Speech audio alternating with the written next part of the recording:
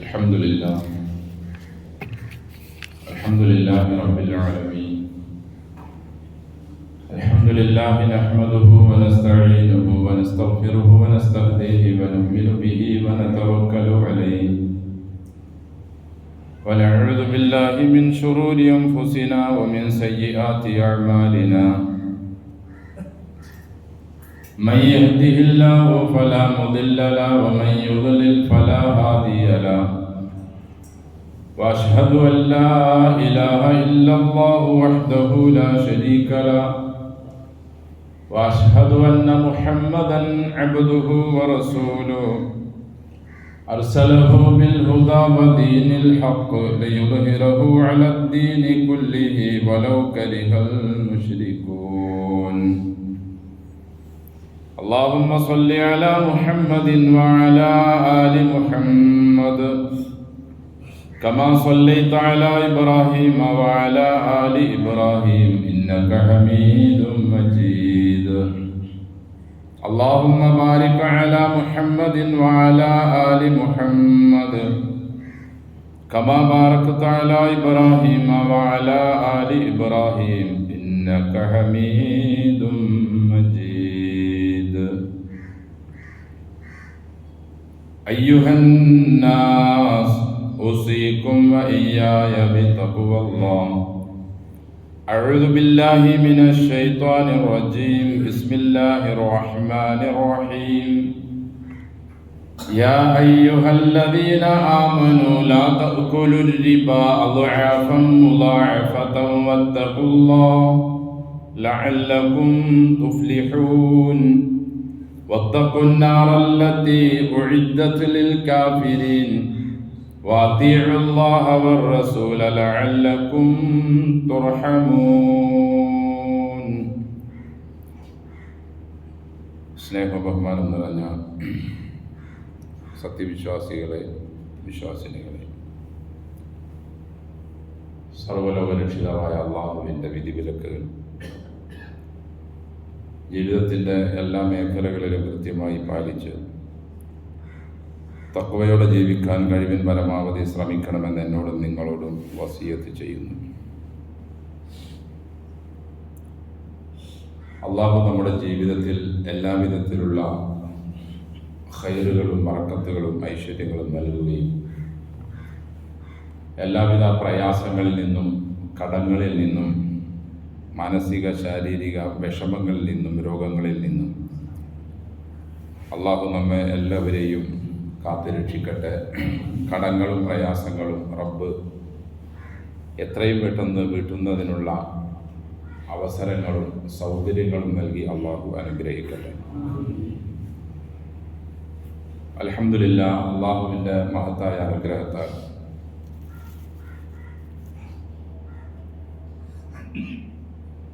നമ്മുടെ ജീവൻ്റെ നിലനിൽപ്പിന് വളരെ പ്രധാനപ്പെട്ട ഒന്നാണല്ലോ വായുവും വെള്ളവും സമ്പത്തും. സമ്പത്തിനെ സംബന്ധിച്ച് അള്ളാഹു പറഞ്ഞത് കൈല യകൂന ദൂലത്തം ബൈനൽ അഗ്നിയാഇ മിൻകും. നിങ്ങളിൽ നിന്നുള്ള സമ്പന്നരുടെ ഇടയിൽ മാത്രം നിൽക്കാനുള്ളതല്ല സമ്പത്ത് എന്നത്. വലാ തുഅ്തു സുഫഹാഅ അംവാലകുമുല്ലതി ജഅലല്ലാഹു ലക്കും ഖിയാമൻ. നിങ്ങളുടെ ജീവന്റെ നിലനിൽപ്പിനാവശ്യമായ സമ്പത്ത് അള്ളാഹു നിങ്ങൾക്ക് നൽകിയത് സുഫഹാഇൻ്റെ കയ്യിൽ, അതിനെ എങ്ങനെ ചെലവഴിക്കണം എന്ന് വകതിരിവില്ലാത്തവരുടെ കയ്യിൽ ഏൽപ്പിക്കരുത് എന്നും അള്ളാഹു പറയുന്നു. അപ്പോൾ അവിടെ അള്ളാഹു പറഞ്ഞ് ജീവന്റെ നിലനിൽപ്പിന് ജഅലല്ലാഹു ലക്കും ഖിയാമൻ, നിങ്ങളുടെ നിലനിൽപ്പിൻ്റെ അടി ആകുന്ന വളരെ പ്രധാനപ്പെട്ടതാകുന്ന സമ്പത്ത്, ആ സമ്പത്തിനെ നാം കൃത്യമായ നിലയിൽ ഉപയോഗിക്കുകയും ഹലാലായ അനുവദനീയമായ നിലയിൽ സമ്പാദിക്കുകയും വേണം. ത്വലബുൽ ഹലാലി ഫരീളത്തുൻ ബഅദൽ ഫരീള. നിർബന്ധമായ അത്യാവശ്യ കാര്യങ്ങൾക്ക് ശേഷം പിന്നീട് നിർബന്ധമായിട്ടുള്ളത് ഹലാലിനെ തേടലാണ്. നിങ്ങളുടെ നിസ്കാരവും മറ്റു പ്രാർത്ഥനകളും കഴിഞ്ഞാൽ ഫന്തശിറു ഫിൽ അർദി, ജുമുഅ സൂറത്തിൽ അല്ലാഹു പറയുന്നത് നിങ്ങൾ ഭൂമിയിലൂടെ വ്യാപൃതരാകുക. വബ്തഗൂ മിൻ ഫദ്ലില്ല, അല്ലാഹുവിൻ്റെ ഔദാര്യം അന്വേഷിക്കുക. അപ്പൊ സമ്പത്ത് എന്നത് നമുക്ക് ഒഴിച്ചുകൂടാൻ പറ്റാത്തതാണ്, വായു പോലെ, വെള്ളം പോലെ. പക്ഷെ ആ സമ്പത്തിനെ കൈകാര്യം ചെയ്യേണ്ട രീതികളും സമ്പത്തിനെ ഉപയോഗിക്കുന്ന മേഖലകളും എല്ലാം അള്ളാഹു വളരെ വ്യക്തമായി നമ്മെ പഠിപ്പിച്ചിട്ടുണ്ട്. അതിൽ നിന്നും അങ്ങോട്ടും ഇങ്ങോട്ടും മാറാൻ അള്ളാഹു നമുക്ക് അനുവാദം നൽകുന്നില്ല.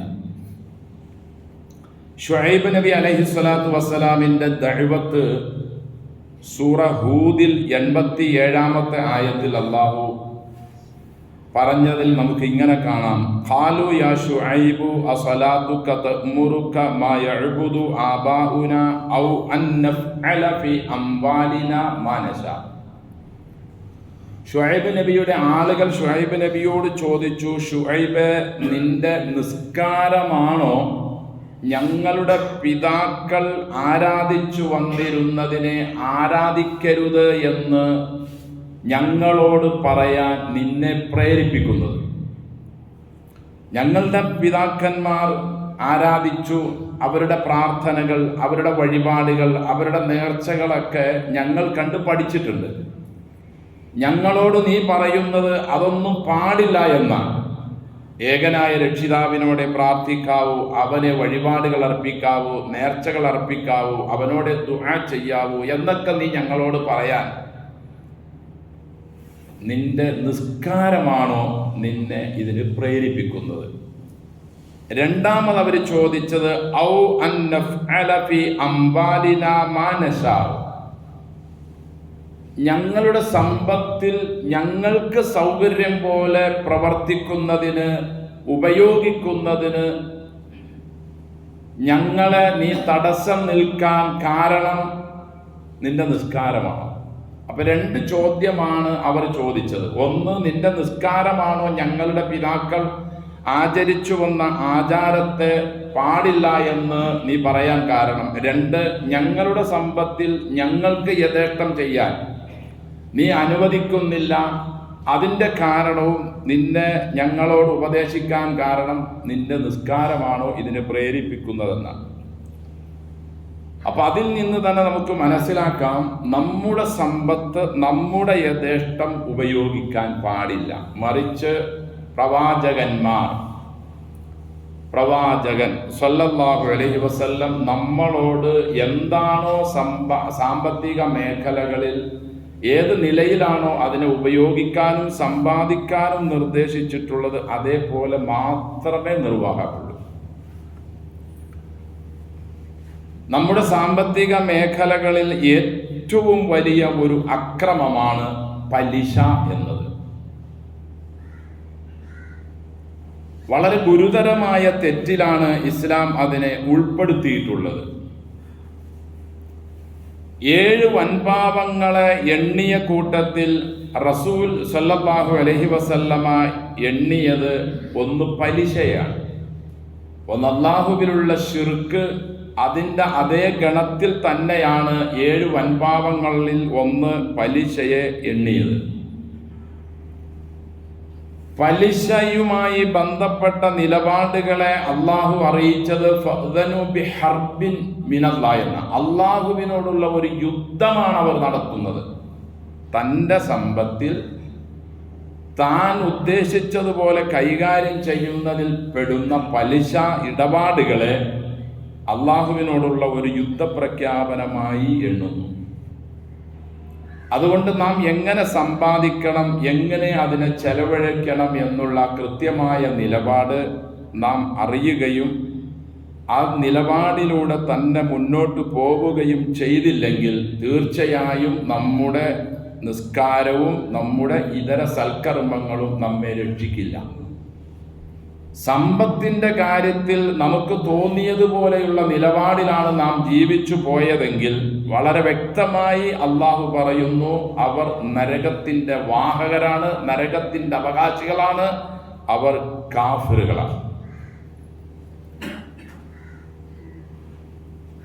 സൂറ അൽ ബഖറയുടെ 275, 6 ആയത്തുകളിൽ അല്ലാഹു പറയുന്നു, അല്ലദീന യഅ്കുലൂന റിബാ ലാ യഖൂമൂന ഇല്ലാ കമാ യഖൂമുൽ ലദീ യതഖബ്ബതുഹു ശൈത്താനു മിനൽ മസ്.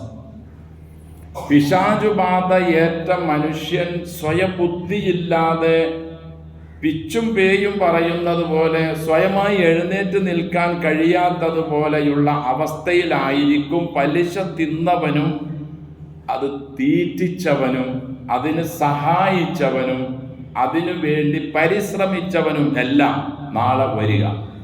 അല്ലദീന യഅ്കുലൂന റിബ, പലിശ തിന്നുന്ന ആളുകൾ, ലാ യഖൂമൂന, ഖബറിൽ നിന്നും നാളെ അവർ എഴുന്നേൽക്കുകയില്ല, ഇല്ലാ കമാ യഖൂമുൽ ലദീ യതഖബ്ബതുഹു ശൈത്താനു മിനൽ മസ്. പിശാചുബാധ ഏറ്റ മനുഷ്യൻ എഴുന്നേൽക്കുന്നത് പോലെയല്ലാതെ ഖബറിൽ നിന്നും ഇവന് എഴുന്നേൽക്കാൻ കഴിയില്ല. ദാലിക ബിഅന്നഹും ഖാലൂ ഇന്നമൽ ബൈഉ മിസ്ലു റിബ. കച്ചവടവും പലിശയും ഒന്ന് തന്നെയാണ്. കച്ചവടം അനുവദനീയമാണെങ്കിൽ പലിശയും അനുവദനീയമാണെന്നൊരു വാദം അന്നുണ്ടായിരുന്നു. ആ വാദം അവർ പറയുന്നത് കൊണ്ടാണ് ഈ ഗുരുതരമായ തെറ്റ്, ഈ ശിക്ഷ അവർ അനുഭവിക്കേണ്ടി വന്നത്. അള്ളാഹു പറയുന്നു, കച്ചവടത്തെ അള്ളാഹു അനുവദിച്ചു, വഹല്ലല്ലാഹുൽ ബൈഇനെ അള്ളാഹു അനുവദിച്ചിട്ടുണ്ട്, വഹറമ റിബ, പലിശയെ അള്ളാഹു നിരോധിക്കുകയും ചെയ്തിട്ടുണ്ട്. അതുകൊണ്ട് വളരെ ഗൗരവമുള്ള തെറ്റിലാണ് പലിശയെയും പലിശ ഇടപാടുകളെയും. അവിടെ പലിശ തിന്നവൻ എന്നാണ് പറഞ്ഞതെങ്കിലും അള്ളാഹുവിന്റെ പ്രവാചകൻ സല്ലല്ലാഹു അലൈഹി വസല്ലം വ്യക്തമായി പറയുന്ന ഒരു ഹദീസിൽ കാണാം, ലഅനൻ നബിയ്യു സല്ലല്ലാഹു അലൈഹി വസല്ലം ആക്കില റിബ വ മുക്കിലഹു വ കാത്തിബഹു വ ഷാഹിദൈഹി വഖാല ഹും സവാ. ഇമാം മുസ്ലിം റിപ്പോർട്ട് ചെയ്ത ഹദീസാണ്. റസൂൽ സല്ലല്ലാഹു അലൈഹി വസല്ലം ശപിച്ചിരിക്കുന്നു പലിശ തിന്നവനെ, അത് തീറ്റിക്കുന്നവനെ, അത് എഴുതുന്നവനെ, അതിന് സഹായികളാകുന്ന ആരെല്ലാം ഉണ്ടോ അവരെയെല്ലാം. അപ്പോൾ നമ്മുടെ ബിൽഡിങ്ങിൽ പലിശയുടെ ഒരു സ്ഥാപനം നടത്തുന്നുണ്ടെങ്കിൽ അതിലും നാം ഈ പറഞ്ഞ അതേ തെറ്റിൻ്റെ ഏറ്റുവാങ്ങാൻ അർഹരായ ആളുകളാണ്. അവർക്ക് വേണ്ടി നാം സാക്ഷ്യം നിൽക്കുന്നു. അതായത് അതിൻ്റെ ലോൺ കിട്ടുന്നതിനോ അല്ലെങ്കിൽ മറ്റ് കാര്യങ്ങളൊക്കെ നടത്തുന്നതിന് വേണ്ടി നാം സഹായിക്കുന്നു. അവരെയും പലിശ തിന്നവന്റെ ഗണത്തിൽ തന്നെയാണ് ഇസ്ലാം ഉൾപ്പെടുത്തിയിട്ടുള്ളത്.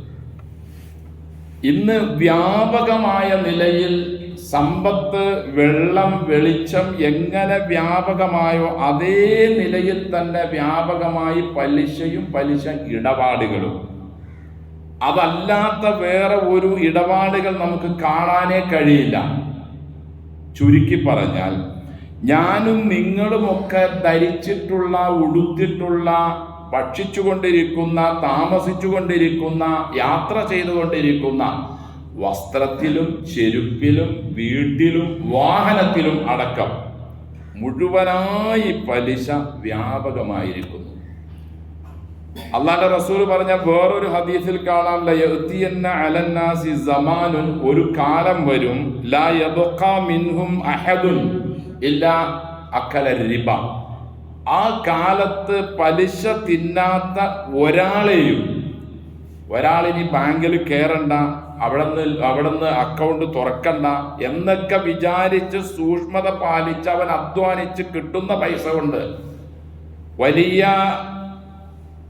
ആഡംബരം ഇല്ലാതെ തന്നെ ചുരുങ്ങിയ നിലയിൽ അവൻ ജീവിക്കാൻ ശ്രമിച്ചാലും അള്ളാഹുവിന്റെ റസൂൽ പറയുന്നു സല്ലല്ലാഹു അലൈഹി വസല്ലം, അവനെല്ലാം പലിശയിൽപ്പെട്ടിരിക്കും. ഫമല്ലം യകുൽഹു, ഇനി ഒരാൾ അത് വളരെയധികം സൂക്ഷിച്ച് തിന്നില്ല എന്നിരിക്കട്ടെ, അസാബഹു മിൻ ഗുബാരിഹി, അയൽവക്കത്തെ വീട്ടുകാരൻ അതുകൊണ്ടുണ്ടാക്കുന്ന ഭക്ഷണത്തിൻ്റെ വാസനയോ അല്ലെങ്കിൽ അതിൻ്റെ പുകയെങ്കിലും ഇവനെത്താതിരിക്കില്ല. ഈ പറഞ്ഞതിനേക്കാൾ എത്രയോ അപ്പുറത്തായി ഇന്ന് നാം ഓരോരുത്തരും പല നിലയിൽ പലിശയുമായി ബന്ധപ്പെട്ടിരിക്കുന്നു. അത്യാവശ്യം കച്ചവടം നടന്നുകൊണ്ടിരിക്കുന്ന ആളുകൾ അത് വിപുലപ്പെടുത്താൻ വേണ്ടിയും, ഉള്ള വീട്ടിൽ അത്യാവശ്യം മാന്യമായി ജീവിച്ചുകൊണ്ടിരിക്കുന്നവർ വീട് മോടി പിടിപ്പിക്കാനും, അത്യാവശ്യം സഞ്ചരിക്കാനുള്ള വാഹനം ഉള്ളവർ ആ വാഹനത്തെ കുറച്ചുകൂടി ആധുനിക സൗകര്യങ്ങൾ ഉള്ള വാഹനമാക്കാനും ഒക്കെ ഉള്ള തത്രപ്പാടിൽ വ്യാപകമായി പലിശയിൽ അറിഞ്ഞുകൊണ്ട് തന്നെ ചെന്ന് ചാടുന്ന അവസ്ഥയാണ് നിലവിലുള്ളത്. യാ അയ്യുഹല്ലദീന ആമനു, വിശ്വസിച്ചവരെ, ലാ തഅകുലു റിബാ ളുആഫൻ മുളാഅഫ, ഇരട്ടിക്കിരട്ടിയായി നിങ്ങൾ പലിശ തിന്നരുത് എന്ന് അല്ലാഹു പറഞ്ഞതിൽ നാം തീറ്റിക്കുന്നവരിലെങ്കിലും നാം അറിയാതെയോ അറിഞ്ഞോ പെടുന്നുണ്ട് സഹോദരങ്ങളെ. വളരെ ഗുരുതരമായ തെറ്റാണത്. വൻ പാപങ്ങൾ എന്ന് പറഞ്ഞാൽ മുഹ്ലിക്കാത്ത് എന്നാണ് അതിനെ എണ്ണിയത്, അതായത് മനുഷ്യനെ നശിപ്പിക്കും. അത് ഇവിടെ നമുക്ക് ചില സൗകര്യങ്ങളും ചില സുഖങ്ങളും ചില വർധനവൊക്കെ ചിലപ്പോൾ ഉണ്ടായേക്കാം. പക്ഷേ ആ വർധനവ് തീർച്ചയായും അത് നാശത്തിലേക്കുള്ള തുടക്കമാണ്. ചന്ദ്രൻ 1, 2, 3 ദിവസങ്ങളിൽ ചെറിയ നിലയിൽ വന്ന് 14 ഒക്കെ ആകുമ്പോഴേക്കും പൂർണ്ണമാകുന്നത് പോലെ അതിൻ്റെ പൂർത്തീകരണം കഴിഞ്ഞാൽ പിന്നീട് ചന്ദ്രൻ കുറഞ്ഞത് നമ്മുടെ കൺവെട്ടത്ത് നിന്ന് തീരെ ഇല്ലാതാകുന്നത് പോലെയുള്ള അവസ്ഥ ഇവിടെയും നാളെ അള്ളാഹുവിൻ്റെ അടുക്കൽ ചെല്ലുമ്പോഴും അവൻ അനുഭവിക്കേണ്ടി വരും. അവൻ അതിന് ഇരയാവുകയും ചെയ്യും. ഏതെല്ലാം മേഖലകളിൽ നാം ബന്ധപ്പെടുന്നോ ആ മേഖലകളിലെല്ലാം പലിശ വരുന്നുണ്ടോ എന്ന് ശ്രദ്ധിക്കുകയും സൂക്ഷിക്കുകയും ചെയ്യുക എന്ന് നമ്മുടെ ഉത്തരവാദിത്തമാണ്. ഇല്ലെങ്കിൽ ഭീമാകാരമായ അത്യാഹിതങ്ങൾ ഈ ഭൂമിയിൽ ജീവിച്ചിരിക്കവേ തന്നെ നമുക്ക് വരിക തന്നെ ചെയ്യും. അള്ളാഹുവിന്റെ റസൂൽ പറഞ്ഞ ഒരു ഹദീസിൽ കാണാം, സല്ലല്ലാഹു അലൈഹി വസല്ലം, ഇദാ അല്ലാഹ സിന വരിബ, വ്യഭിചാരവും പലിശയും വ്യാപകമായാൽ ഫഖദ് അഹല്ലു ബി അൻഫുസിഹിം അദാബല്ലാഹ്, അള്ളാഹുവിന്റെ ശിക്ഷ അവർ അവരുടെ നഫ്സ് കൊണ്ട് തന്നെ ചോദിച്ചു വാങ്ങുകയാണ് ചെയ്യുന്നത്. വ്യഭിചാരവും പലിശയും വ്യാപകമായ, ഇത് രണ്ടും വ്യാപകമായ നിലയിൽ ഇന്ന് ആയിട്ടുണ്ടോ ഇല്ലയോ എന്ന് ഞാൻ പറയാതെ തന്നെ നിങ്ങൾക്കറിയാം. പലിശ മാത്രമല്ല, വ്യഭിചാരവും വ്യാപകമായി, പലിശയും വ്യാപകമായി. വിശ്വാസികൾ കഴിവിൻ പരമാവധി അതിൽ നിന്നും രക്ഷപ്പെടാൻ ശ്രമിച്ചെങ്കിൽ മാത്രമേ ഒരു പരിധി വരെയെങ്കിലും രക്ഷപ്പെടാൻ കഴിയൂ. ഒരു ഹദീസിൽ പറയപ്പെട്ടതുപോലെ ഒരു തീ കഷ്ണം ഉള്ളൻ കയ്യിൽ പിടിക്കുന്നത് പോലെയാണ് ദീനിന്റെ അഹ്കാമുകൾ അവസാന സമയമാകുമ്പോഴേക്കും അനുസരിച്ച് ജീവിക്കുന്ന ഒരു മനുഷ്യന്റെ അവസ്ഥ. കയ്യിലിട്ടെടുക്കാനും കഴിയില്ല, അതിനെ ഉപേക്ഷിക്കാനും കഴിയാത്ത ഒരവസ്ഥ. ആ നിലയിൽ മനുഷ്യൻ അങ്ങനെ ആയിത്തീർന്നു. സാമ്പത്തിക മേഖലകളിൽ, എല്ലാ മേഖലകളും. അള്ളാഹുവിന്റെ റസൂൽ സല്ലല്ലാഹു അലൈഹി വസല്ലം ഇസ്രാ മിഅ്റാജ് വേളയിൽ കണ്ട ഒരു സംഭവം, അതിൻ്റെ ഗൗരവം അറിയാനും മനസ്സിലാക്കാനും അതിൽ നിന്നും ഒഴിയുന്നതിന് വേണ്ടിയും നമ്മെ പഠിപ്പിക്കുന്നു. ഞാൻ ഒരിക്കൽ ഒരു സ്വപ്നത്തിൽ കണ്ടു ഒരു നദി, രക്തത്തിൻ്റെതാണത്. ഫീഹി റജുലുൻ ഖായിമുൻ, ഒരു മനുഷ്യൻ അവിടെ നിൽക്കുന്നുണ്ട്. വഅലാ ശത്തിൻ നഹരി റജുലുൻ ബൈന യദൈഹി ഹിജാറ, ആ നദിയുടെ രക്തപ്പുഴയുടെ കരയിൽ വേറൊരു മനുഷ്യന് നിൽക്കുന്നുണ്ട്. അദ്ദേഹത്തിനോട് ചേർന്ന് കുറെ കൽക്കൂട്ടങ്ങളും ഉണ്ട്. ഫഅഖ്ബല റജുലുൽ ലദീ ഫിൻ നഹരി, രക്തപ്പുഴയിൽ കിടക്കുന്ന അല്ലെങ്കിൽ ഉള്ള മനുഷ്യൻ എങ്ങനെയെങ്കിലും രക്ഷപ്പെടുന്നതിനു വേണ്ടി അവൻ കരയിലേക്ക് നടന്ന് അല്ലെങ്കിൽ നീന്തി അടുക്കുമ്പോൾ രക്തപ്പുഴയുടെ കരയിൽ കല്ലിന് സമീപം നിൽക്കുന്ന മനുഷ്യൻ കല്ലെടുത്ത് ആ മനുഷ്യനെ ആഞ്ഞെറിയുന്നു. ഏറിന്റെ ശക്തി സഹിക്കവയ്യാതെ അയാൾ വീണ്ടും രക്തപ്പുഴയിലേക്ക് അവൻ നീന്തിപ്പോകുന്നു, അല്ലെങ്കിൽ നടുവിലേക്ക് അവന് ചെന്നു ചേരുന്നു. ഈ നിലയിൽ ഒരു മനുഷ്യനെ ശിക്ഷിക്കപ്പെടുന്നതായി ഞാൻ സ്വപ്നത്തിൽ കണ്ടു എന്ന് അള്ളാഹുവിന്റെ റസൂൽ സല്ലല്ലാഹു അലൈഹി വസല്ലം. പ്രവാചകൻ ചോദിച്ചു, കൂടെയുണ്ടായിരുന്ന ആളുകളോട്, മാലാഖമാരോട് ചോദിച്ചു, ആരാണിവർ, എന്തുകൊണ്ടാണ് ഇവരെ ഇങ്ങനെ പീഡിപ്പിക്കപ്പെടുന്നത്, ശിക്ഷിക്കപ്പെടുന്നത്? അവർ പറഞ്ഞു, തങ്ങളുടെ സമുദായത്തിലെ പലിശയുമായി ബന്ധപ്പെട്ട തിന്നുന്ന, തീറ്റിക്കുന്ന, സഹായിക്കുന്ന ആളുകളുടെ ശിക്ഷയാണിത് പ്രവാചകരെ എന്ന് അള്ളാഹുവിൻ്റെ റസൂലിനോട് അവർ മറുപടി പറഞ്ഞു. വേറൊരു ഹദീസിൽ കാണാം, ഞാൻ ഇസ്രാ മിഅ്റാജ് യാത്രയിൽ കുറേ ആളുകളെ ഞാൻ കണ്ടു. അവരുടെ വയറുകൾ വീടുകൾ പോലെ വീർത്തിരിക്കുന്നു. നോക്കുമ്പോൾ പുറമേ നിന്ന് തന്നെ കാണാം പാമ്പിന്റെ കൂട്ടങ്ങൾ വയറിനുള്ളിൽ. ഞാൻ ചോദിച്ചു, ആരാണ് ഇക്കൂട്ടർ, എന്തിനാണ് ഇവർ പ്രയാസപ്പെടുന്നത്? അവരുടെ വയറ് കൊണ്ട് അവർക്ക് എഴുന്നേൽക്കാനോ നടക്കാനോ കഴിയുന്നില്ലല്ലോ. ജിബ്രീൽ അലൈഹിസ്സലാം അതിന് മറുപടി പറഞ്ഞത്, ഹഉലാഇ ആക്കിലത്തുർ റിബ, പലിശ തിന്നയാളുകളാണ്. തിന്നു എന്ന് പറയുമ്പോൾ വാങ്ങിയവൻ മാത്രമല്ല, അതിന് സഹായം ചെയ്തവരും അതിന് എഴുതിയവരും അതിന് ബിൽഡിംഗ് വാടകയ്ക്ക് കൊടുത്തവരെല്ലാം. നബി പറഞ്ഞതുപോലെ സവ, എല്ലാവരും കുറ്റത്തിന്റെ കാര്യത്തിൽ സമമാണ്. ഇത്രയും ഗൗരവമുള്ള ഗുരുതരമായ ഈ തെറ്റിനെ നാം എത്ര കണ്ട് ലാഘവത്തോടെയാണ് ഇതിനെ സമീപിക്കുന്നത്. എന്തെങ്കിലും ചെറിയ ഒരു പ്രശ്നം വന്നാൽ ഉടനെ നാം പലിശക്കാരുടെ അടുക്കലേക്കോ അല്ലെങ്കിൽ ബാങ്കിലേക്കോ ഓടുകയാണ് നമ്മുടെ അടിയാധാരവുമായി. അത് കൊണ്ടുപോയി വെക്കുന്നു, അവർ പൈസ തരുന്നു, എന്നിട്ട് അവന് വീട് നഷ്ടപ്പെടുന്നു, കിടക്കാൻ നിർവാഹമില്ലാതാകുന്നു. അങ്ങനെ എത്രയെത്രയോ ആളുകളാണ്. ഈ കിടക്കാൻ നിർവാഹമില്ലാതാകുന്നത് ഇവിടെ മാത്രമാണോ? നാളെ അള്ളാഹുവിൻ്റെ അടുക്കലുള്ള ശിക്ഷയെ അവൻ ഓർക്കുന്നേയില്ല. ഹദീസുകളിൽ കാണാം, സ്വന്തം മാതാവുമായി ബന്ധപ്പെടുന്ന ശിക്ഷയുടെ അതേ തുല്യതയാണ് പലിശയ്ക്ക് അള്ളാഹു നിശ്ചയിച്ചിരിക്കുന്ന ഗുരുതരമായ ശിക്ഷ. എൻ്റെ സഹോദരങ്ങളെ, നാം ചെറിയ നിലയിൽ കാണേണ്ടതല്ല സാമ്പത്തിക വിഷയങ്ങളിലുള്ള നമ്മുടെ നിലപാടുകൾ. സാമ്പത്തിക മേഖല സംശുദ്ധമായിരിക്കാനാണ് ഇസ്ലാം സദക്കയും സക്കാത്തും ഹദിയയും ഒക്കെ നിശ്ചയിച്ചിട്ടുള്ളത്.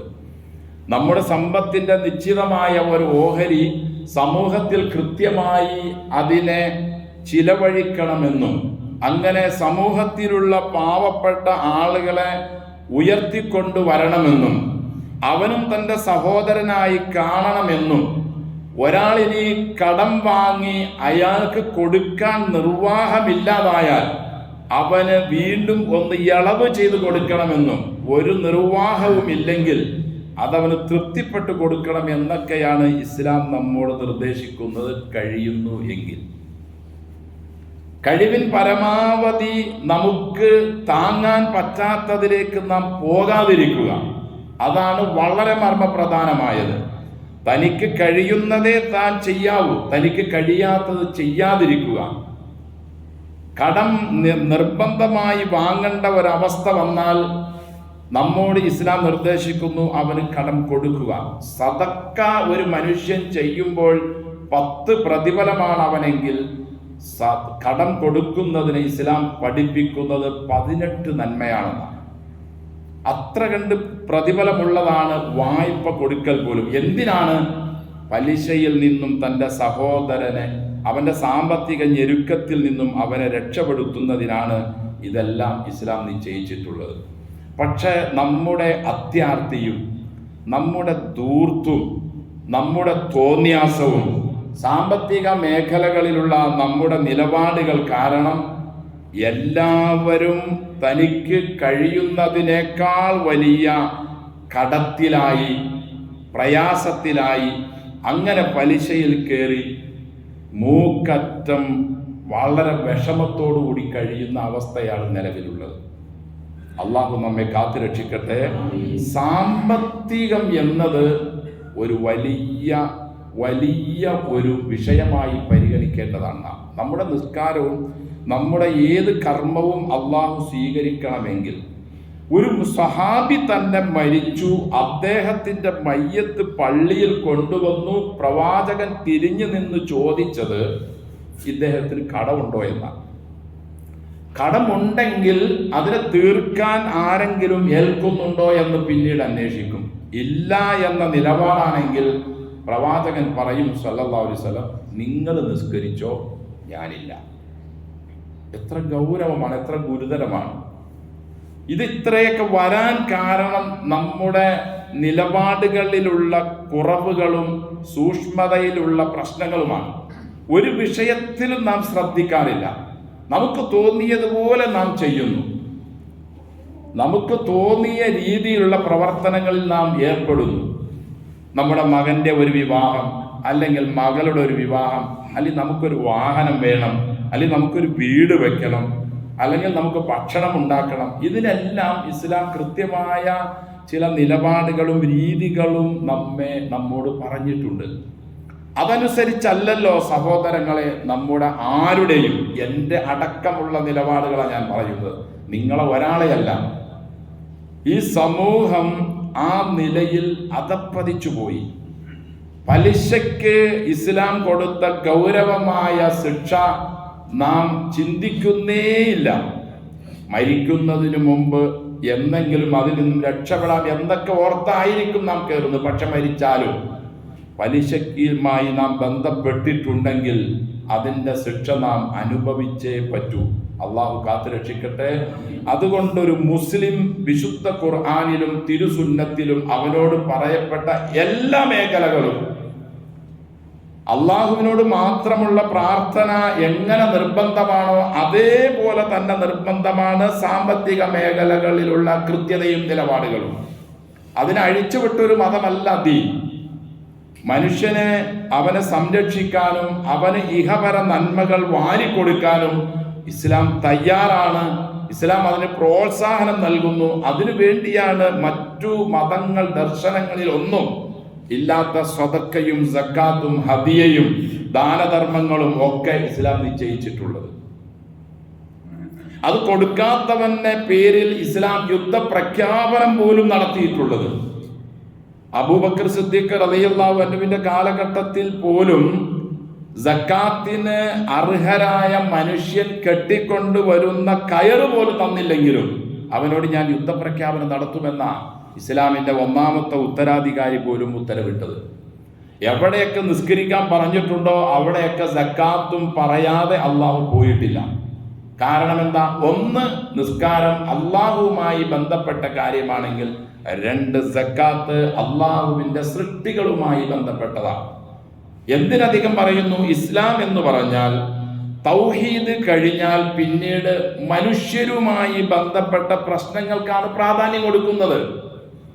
മസ്ജിദുൻ നബവിയിൽ ഒരു മനുഷ്യൻ എഴുത്തിക്കാതിരുന്നാൽ എത്ര ഉന്നത പ്രതിഫലമാണുള്ളത്, 1000 തുല്യമാണ്. എന്നിട്ടും നബി പറഞ്ഞു, ഒരു മനുഷ്യന്റെ പ്രശ്നം പരിഹരിക്കാൻ വേണ്ടി അവനോടൊപ്പം മസ്ജിദുൻ നബവിയിൽ നിന്നും ഞാൻ പുറത്തുപോയി വരലാണ് ഈ മസ്ജിദുൻ നബവിയിലുള്ള എഴുത്തിക്കാഫിനേക്കാൾ എനിക്ക് ഇഷ്ടമെന്ന്. ഇതിൽ നിന്ന് തന്നെ മനസ്സിലാക്കാം ഇസ്ലാം മനുഷ്യന് നൽകുന്ന, മനുഷ്യനുമായി ബന്ധപ്പെട്ട കാര്യങ്ങൾക്ക് നൽകുന്ന പ്രാധാന്യം. അതിൽ ഏറ്റവും വലുതാണല്ലോ സമ്പത്ത്. അതില്ലാതെ ഒരാൾക്കും ജീവിക്കാൻ കഴിയില്ല.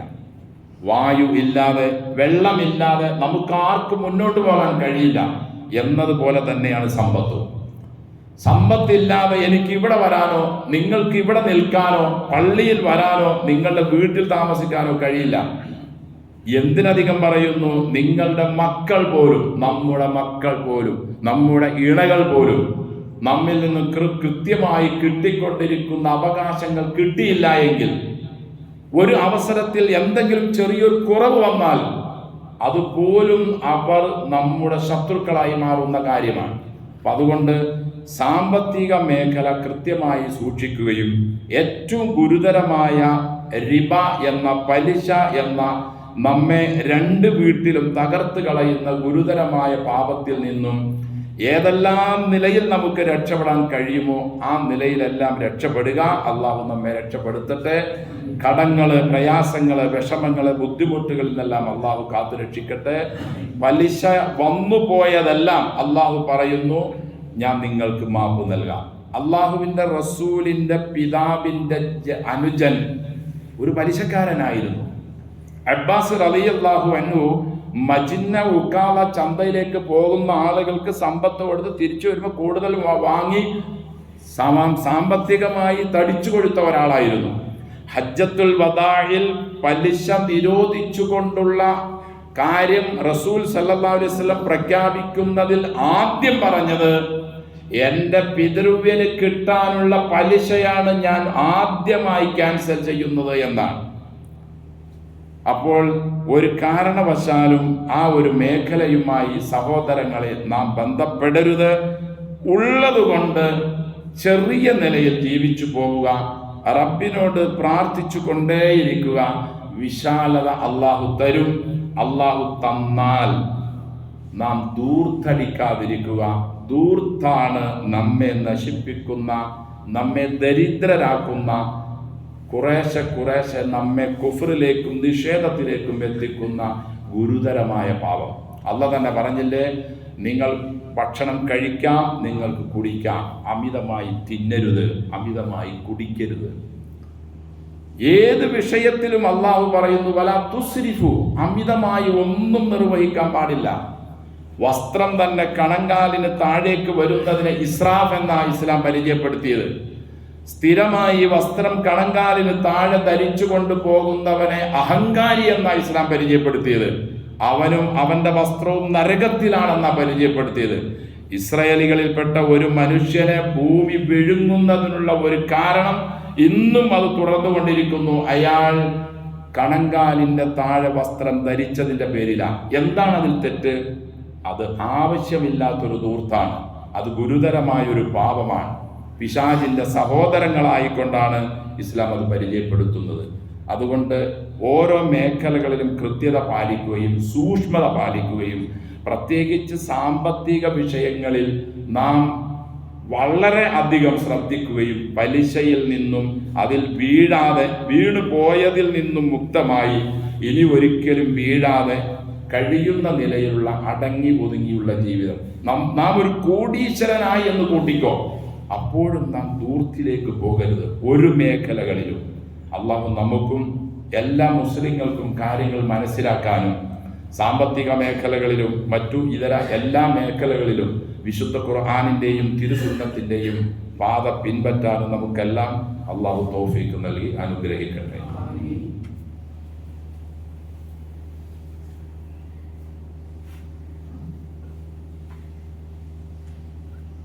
അൽഹംദുലില്ലാഹ് നഹ്മദുഹു വനസ്തഈനുഹു വനസ്തഗ്ഫിറുഹു വനസ്തഹ്ദിഹി വനുഅ്മിനു ബിഹി വനതവക്കലു അലൈഹി വനഊദു ബില്ലാഹി മിൻ ശുറൂരി അൻഫുസിനാ വമിൻ സയ്യിആതി അഅ്മാലിനാ മൻ യഹ്ദിഹില്ലാഹു ഫലാ മുദില്ല ലഹു വമൻ യുദ്ലിൽ ഫലാ ഹാദിയ ലഹു വഅശ്ഹദു അൻ ലാ ഇലാഹ ഇല്ലല്ലാഹു വഹ്ദഹു ലാ ശരീക ലഹു വഅശ്ഹദു അന്ന മുഹമ്മദൻ അബ്ദുഹു വറസൂലുഹു അർസലഹു ബിൽ ഹുദാ വദീനിൽ ഹഖ് ലിയുദ്ഹിറഹു അലദ്ദീനി കുല്ലിഹി വലൗ കരിഹൽ മുശ്രികൂൻ.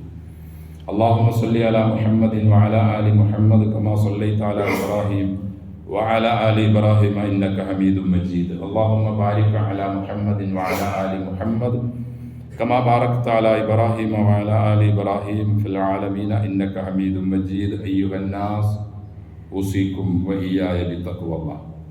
أعوذ بالله من الشيطان الرجيم. بسم الله الرحمن الرحيم. يمحق الله الربا ويربي الصدقات والله لا يحب كل كفار أثيم. സ്നേഹവും ബഹുമാനം നിറഞ്ഞ വിശ്വാസികളെ, വിശ്വാസിനികളെ, സകല രോഗരക്ഷിതാവായ അള്ളാഹുവിൻ്റെ നിയമനിർദ്ദേശങ്ങൾ ജീവിതത്തിൽ കൃത്യമായി ഉൾക്കൊണ്ട് തഖ്വയോടെ ജീവിക്കാൻ കഴിവിൻ പരമാവധി ശ്രമിക്കണമെന്ന് എന്നോടും നിങ്ങളോടും വസിയത്ത് ചെയ്യുന്നു. നമ്മുടെയൊക്കെ മുൻകാലത്ത് അഥവാ നമ്മുടെയൊക്കെ വല്യപ്പമാരുടെയൊക്കെ കാലഘട്ടത്തിൽ നാം കഴിക്കുന്ന ഭക്ഷണത്തിൽ നിന്നും ഒരു അരി ധാന്യം വീണുപോയാൽ അവർ മക്കൾക്ക് മുന്നറിയിപ്പ് നൽകുമായിരുന്നു. എടാ എടി, അത് കളയരുത്, അത് അന്നമാണ്. നമ്മുടെയൊക്കെ മാതാക്കളുടെ കാലഘട്ടത്തേക്ക് വന്നപ്പോഴേക്കും മുന്നറിയിപ്പ് നൽകുമായിരുന്നു. പക്ഷേ ആ മുന്നറിയിപ്പിൻ്റെ ഗൗരവം കുറഞ്ഞു. ഇപ്പം നമ്മുടെയൊക്കെ കാലമായപ്പോഴേക്കും കുറച്ച് ആളുകളൊക്കെ മുന്നറിയിപ്പ് നൽകുന്നവരുണ്ട്. നമ്മുടെ മക്കളുടെ കാലമായപ്പോൾ, അഥവാ നമ്മുടെ മക്കളൊക്കെ വിവാഹം കഴിച്ചു കൊണ്ടുവന്നപ്പോൾ അങ്ങനൊരു വിഷയമേ ചർച്ചയല്ല. നാം നശിക്കാനും നാം ഇല്ലാതാവാനുമുള്ള 100,000 കാരണങ്ങളിൽ ഒരു കാരണം ഇതൊക്കെയാണ്. എല്ലാ പാപങ്ങളും കൂടിക്കൂടി അത് ഗൗരവമായ പാപമായി മാറും. ഒരു ചെറിയൊരു സംഗതിയെ അത് ചെറുതല്ലേ, നിസ്സാരമല്ലേ എന്നോർത്ത് നാം തള്ളും. പക്ഷേ അത് നാളുകൾ കൊണ്ട് ഗുരുതരമായ പാപമായി അത് മാറും. എൻ്റെ സഹോദരങ്ങളെ, നമ്മുടെയൊക്കെ വീട്ടിൽ ഉണ്ടാക്കുന്ന ഭക്ഷണം എത്രയാണ് നാം ഉപയോഗശൂന്യമായി തള്ളിക്കളയുന്നത്? ഇസ്ലാം ഭക്ഷണം കഴിച്ചു കഴിഞ്ഞാൽ പാത്രം പോലും കൃത്യമായി വടിക്കണമെന്നും കൈവിരലുകൾ ഉറിഞ്ചണമെന്നും നമ്മെ നിർദ്ദേശിച്ചിട്ടുണ്ട്. നമ്മളിൽ എത്ര ആളുകൾ നമ്മുടെ മക്കളെ കൊണ്ട് ഇത് ചെയ്യിപ്പിക്കുന്നുണ്ട്? നാം എത്ര ആളുകൾ ഇത് നിർവഹിക്കുന്നുണ്ട്? നാം പറയും നാം പ്രയാസത്തിലാണ്, വിഷമത്തിലാണ്, മുസ്ലിങ്ങളാകെ കഷ്ടത്തിലാണ്. ഇതൊക്കെ പല നിലയിൽ നാം ചോദിച്ചു വാങ്ങിയതാണ്. ഏതുപോലെ മുമ്പ് ഹദീസിൽ പറഞ്ഞതുപോലെ വ്യഭിചാരവും പലിശയും ഏതൊരു നാട്ടിൽ വ്യാപകമാകുന്നോ അവിടെ ശിക്ഷ ആ വിഭാഗം ആളുകൾ ചോദിച്ചു വാങ്ങുകയാണ് എന്ന് പറഞ്ഞതുപോലെ പാപകർമ്മങ്ങൾ അധികരിക്കുമ്പോൾ പല നിലയിലുള്ള പ്രയാസങ്ങൾ നമ്മിൽ ഇറങ്ങിക്കൊണ്ടിരിക്കും. അതിനെല്ലാം തൗബയുണ്ട്. ആ ഏത് കാര്യമാണോ നാം ചെയ്തുകൊണ്ടിരിക്കുന്ന ഇസ്ലാമിക വിരുദ്ധം അത് നാം അവസാനിപ്പിക്കുക. നമ്മുടെ വല്യമ്മമാർക്ക് ധരിക്കാൻ ഒരു പർദ്ദയോ 2 പർദ്ദയോ ചിലപ്പോൾ കാണുമായിരിക്കാം. നമ്മുടെ ഉമ്മമാരുടെ കാലമായപ്പോഴേക്കും ഏകദേശം അങ്ങനെയൊക്കെ തന്നെ. നമ്മുടെ കാലമായപ്പോൾ 2, 3 എന്നത് 4, 5, 6 അപ്പം നമ്മുടെയൊക്കെ മക്കൾ വിവാഹം കഴിച്ചു കൊണ്ടുവരുന്ന കാലമായപ്പോഴേക്കും എത്രയാ രാവിലെ ധരിക്കുന്നത് വൈകിട്ടില്ല. ഇല്ലെങ്കിൽ ഈ പ്രാവശ്യം ഒരു കല്യാണത്തിൽ ധരിച്ചത് അടുത്ത കല്യാണത്തിനില്ല. അല്ലെങ്കിൽ ഈ മാസം ധരിച്ചത് അടുത്ത മാസമില്ല. അത് ദ്രവിക്കുന്നതിനു മുമ്പ്, പഴയതാകുന്നതിനു മുമ്പ് അടുത്തത് നാം വാങ്ങുന്നു. നാം കടക്കാരനാകാനുള്ള 100,000 കാരണങ്ങളിൽ ഒന്ന് ഇങ്ങനെയൊക്കെയാണ്. ഇങ്ങനെ ധൂർത്തന്മാരായി മാറിയപ്പോൾ അള്ളാഹു നമ്മെ പല നിലയിലും പ്രയാസപ്പെടുത്താൻ അവൻ ഉദ്ദേശിക്കുന്നു. ഇന്നൽ മുബദ്ദിരീന കാനു ഇഖ്വാന ശയാത്തീൻ, തീർച്ചയായും ധൂർത്തായി പ്രവർത്തിക്കുന്ന ആളുകൾ അവർ പിശാചിന്റെ സഹോദരങ്ങളാണ്. അതുകൊണ്ട് സഹോദരങ്ങളെ, ജീവിതത്തിൽ നാം കൃത്യത പുലർത്തുക. വിശുദ്ധ ഖുർആനും തിരുസുന്നത്തും നമ്മെ പഠിപ്പിച്ചത് മുഴുവനും നമ്മുടെ ജീവിതത്തിലേക്ക് കൊണ്ടുവരിക. അള്ളാഹു നമ്മെ അനുഗ്രഹിക്കട്ടെ. ഇജ്തനിബു അസ്സബഅൽ മൂബിഖാത്ത്, നിങ്ങളെ തകർത്ത് കളയുന്ന 7 ഗുരുതര പാപങ്ങളെ നിങ്ങൾ ഉപേക്ഷിക്കുക. യാ റസൂലല്ലാഹി വമാഹുന്ന, പ്രവാചകരെ ഏതാണ് ഇടങ്ങേറ് പിടിച്ച 7 പാപങ്ങൾ? ഖാല അശ്ശിർക്കു ബില്ലാഹ്, അള്ളാഹുവിൽ പങ്കു ചേർക്കുക, അള്ളാഹു അല്ലാത്തവരോട് പ്രാർത്ഥിക്കുക, അത് അള്ളാഹുവിലുള്ള ഗുരുതരമായ പങ്കുചേർക്കലാണ്. അതുപോലെ തന്നെ വസ്സിഹർ, മാരണം, കൂടോത്തരപ്പണി അത് ചെയ്യുക. വഖത്ലുൻ നഫ്സില്ലത്തി ഹറമല്ലാഹു ഇല്ലാ ബിൽ ഹഖ്, അനധികൃതമായി മനുഷ്യനെ കൊല്ലുക.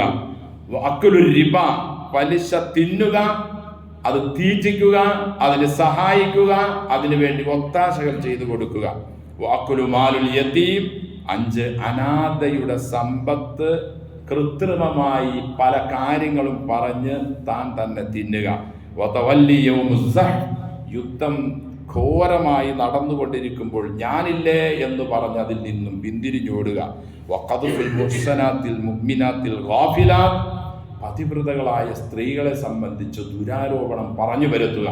ഇതെല്ലാം മനുഷ്യനെ തകർത്ത് കളയുന്ന, എത്ര നിസ്കരിച്ചിട്ടും എത്ര നോമ്പ് പിടിച്ചിട്ടും എത്ര ഹജ്ജും ഉംറയും സക്കാത്തും ഒക്കെ കൊടുത്താലും രക്ഷയില്ലാത്ത മഹാപാപങ്ങളാണ് എന്ന് അള്ളാഹുവിൻ്റെ റസൂൽ സല്ലല്ലാഹു അലൈഹി വസല്ലം.